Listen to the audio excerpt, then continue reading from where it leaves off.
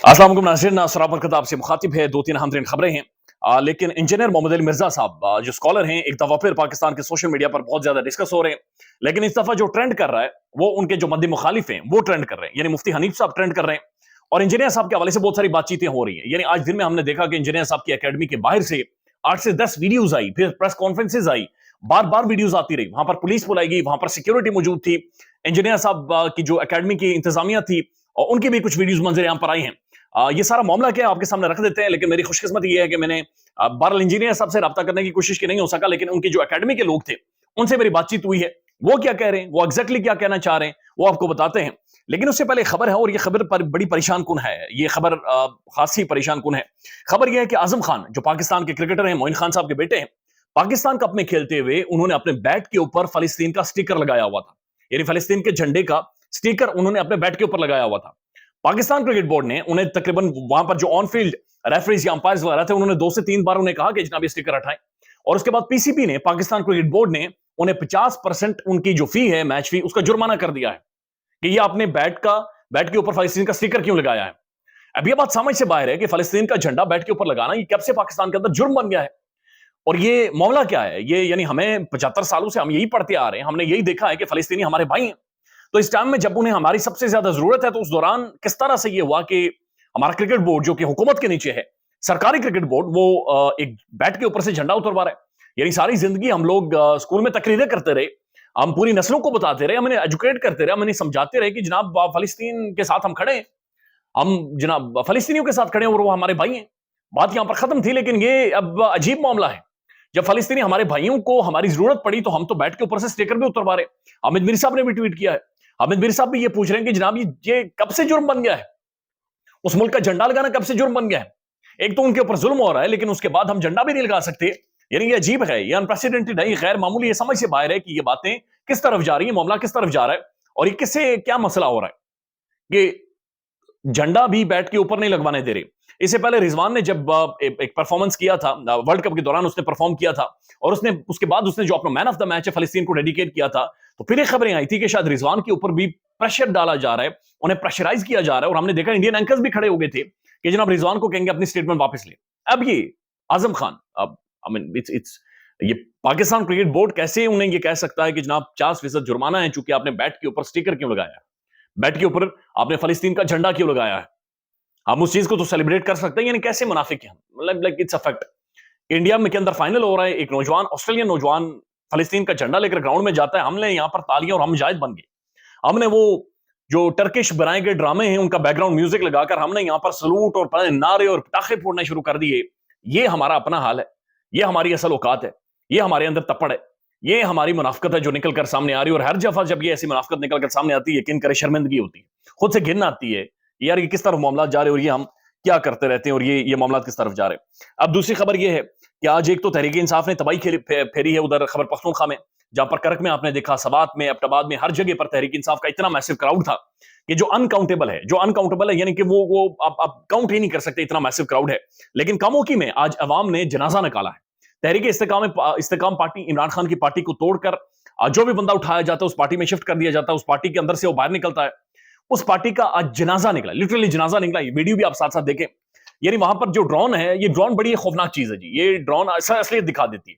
तो drone footage जो मंजर यहाँ पर आई है, वहां पर बंदा ही कोई नहीं है, वो कुर्सियां खाली हैं वहां पर, यानी हो जावन गलियां सुनसान था, विच मिर्जा यार फिरे, तो मिर्जा यार ही बीच फिर रहा था। और कौन सा मिर्जा यार था वो नजर नहीं आ रहा था, लेकिन कोई ना कोई था मिर्जा यार जो वहां पर मौजूद था। कुर्सियां खाली हैं, रोटी शोटी का इंतजाम था, हर चीज का इंतजाम था, लेकिन अवाम कह रही है बहुत रोटियां खा चुके हैं, ये बहुत बिरयानी, पटाखे, ये जो आपने अंडे टमाटर हमने खिलाए हैं ना, ये पराठे आपने हमें खिलाए, ये बहुत हो गए, लिहाजा लोग अब जाने से इनकारी हैं। तो ये जो जनाजा है इस सियासी जमात का, ये कंधों के ऊपर रखकर घसीटा जा रहा है और इसकी बदबू हर तरफ फैल रही है। इसकी जो जो जो बदबू है वो पूरे माशरे में, पूरे पाकिस्तान में फैली हुई, पूरी पॉलिटिक्स के अंदर फैली हुई है। लेकिन बदकिस्मती है कि जो बड़ी पॉलिटिकल पार्टीज है, नून लीग होगी, पीपल्स पार्टी होगी, माजी में ये पार्टियां तोड़कर मुख्तलिफ पॉलिटिकल पार्टियां बनाई गई हैं, पैट्रियट बनाई गई, काफ लीग बनाई गई, मुख्तलिफ पॉलिटिकल पार्टियां, मुस्लिम लीग कन्वेंशन बनाई गई, पता नहीं कौन कौन सी बनाई गई हैं। लेकिन आज जब इन्हें नजर आ रहा है तो उसके बावजूद भी ये खड़े नहीं हो रहे, उसके बावजूद भी ये चीजों को देखकर अंडरस्टैंड नहीं कर रहे। यानी खान साहब ने जो अपने दौर में गलतियां की हैं, या खान साहब अब जो चीजों को अंडरस्टैंड कर रहे हैं, अगर आने वाले टाइम में खान साहब इन सारी चीजों से यू टर्न लेते हैं, तो मेरी और आपकी जिम्मेदारी बनती है कि इन चीजों को पॉइंट आउट करें। میری اور آپ کی ذمہ داری بنتی ہے کہ ہم عمران خان صاحب کے بارے میں رپورٹ کریں کہ خان صاحب اصول کی سیاست کریں. یہ آپ نے آخری ٹائم پر آ کر جناب کدھر یو ٹرن مارا ہے.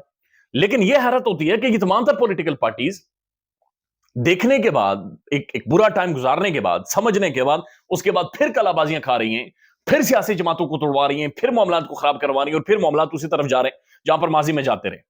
حفیظ اللہ نیازی صاحب یہ کہتے ہیں انتخابات نہیں ہوں گے. سہیل وڑائی صاحب پاکستان کے بڑے تجزیہ کار ہیں, وہ جناب کہتے ہیں کہ جو مورل ویلیو ہے عوام کی ختم کر دیں.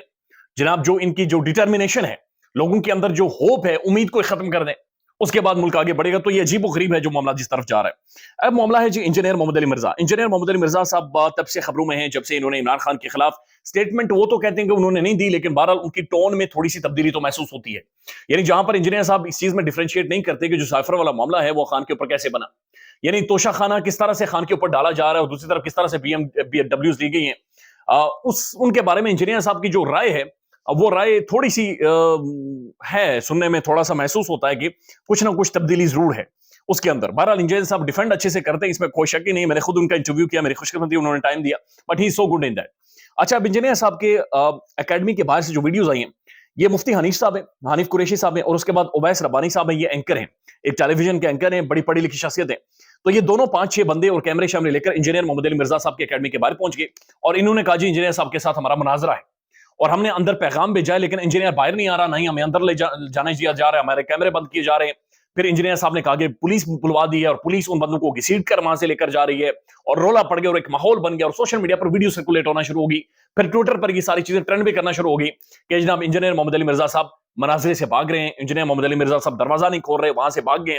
تو یہ سارا معاملہ رپورٹ ہوتا رہا. پھر پریس کانفرنسز ہوئی, پھر انہوں نے باقاعدہ سے جو اویس ربانی صاحب ہیں, ان کی ویڈیو سوشل میڈیا پر آتی ہے جہاں پر وہ کہتے ہیں, سیکیورٹی سے کہتے ہیں کہ سیکیورٹی انہیں کہتی ہے کہ انجینئر صاحب انکاری ہیں اور وہ بات کرنے کو تیار نہیں ہے.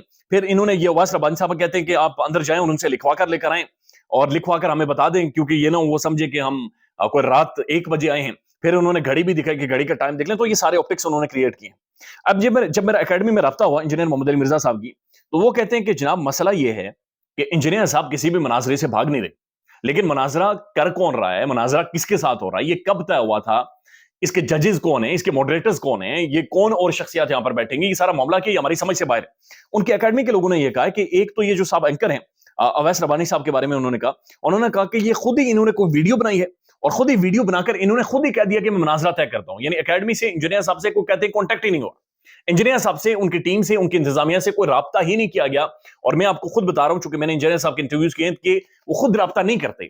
آپ کو پہلے ان کی اکیڈمی سے رابطہ کرنا پڑتا ہے, اکیڈمی ان کی کنوے کرتی ہے انجینئر صاحب کو میسج یا پیغام, اس کے بعد وہ آپ کو ریپلائی ضرور کرتے ہیں. تو وہ کہہ رہے ہیں کہ جناب ہم سے کسی بندے نے کانٹیکٹ ہی نہیں کیا. اگر ان کا کوئی کانٹیکٹ اسٹیبلش ہوا ہے تو وہ ساری ڈیٹیلز ہمارے سامنے رکھیں کہ کس سے کانٹیکٹ ہوا ہے. اور وہ کہتے ہیں کہ ہمیں اس بارے میں کوئی پتہ ہی نہیں ہے, اور انجینئر محمد علی مرزا صاحب اس کے بارے میں بیان جاری کریں گے. ابھی تک انہوں نے بیان جاری نہیں کیا, لیکن بیان جاری کریں گے. لہٰذا کیا آرائیوں کے بجائے ہم دیکھتے ہیں کہ انجینئر صاحب کا اس کے اوپر موقف کیا ہے, انجینئر صاحب کہنا کیا چاہتے ہیں. ہم نے اس سے پہلے بھی دیکھا ہے کہ مفتی طارق مسعود صاحب بھی وہاں پر پہنچ گئے, رات کی تاریکی میں ویڈیوز بن رہی ہیں, سوشل میڈیا ایکٹیو ہے بہت زیادہ. ہمارے یہ عالم ہیں, یہ سارے ہمارے اسکالرز ہیں, یہ سارے ہماری پڑھی لکھی شخصیات ہیں. مناظرے ہونے چاہیے, چیزیں کلیئر ہوتی ہیں, آج چیزیں سامنے آتی ہیں. لیکن ایسی کنٹروورسیز یہ بڑا عجیب لگتا ہے, چونکہ مذہب کے معاملات بڑے نازک ہوتے ہیں, اور میں تو یعنی دھول برابر بھی نہیں ہوں جو ان کے اوپر بات چیت کر سکوں, یا اتنی مفتی حنیف صاحب ہو گئے, انجینئر صاحب ہو گئے, یا اویس ربانی صاحب, یا جو بھی ہیں, یا مفتی طارق مسعود صاحب ہیں, ان سب کی خاک کے برابر بھی میرے پاس علم نہیں ہے, نہ ہی سمجھ ہے. میں تو بالکل جاہل ہوں, اور اللہ تعالیٰ بس اللہ کی ذات اس جہالت کو ہی بخش دے میری. تو باقی لہٰذا میری سمجھ سے باہر ہے کہ ایسے لوگ جنہیں ملینز فالو کرتے ہیں, اگر وہ اس طرح کی چیزیں کریں گے تو چیزیں بہت زیادہ خراب ہوں گی, اور معاشرے کے اندر جو پولرائزیشن ہے, بے چینی ہے, وہ اور زیادہ بڑھے گی. لیکن ہمیں انتظار کرنا چاہیے کہ انجینئر محمد علی مرزا کا اس کے اوپر موقف کیا آتا ہے. خیر رکھیے گا اپنا, اللہ حافظ.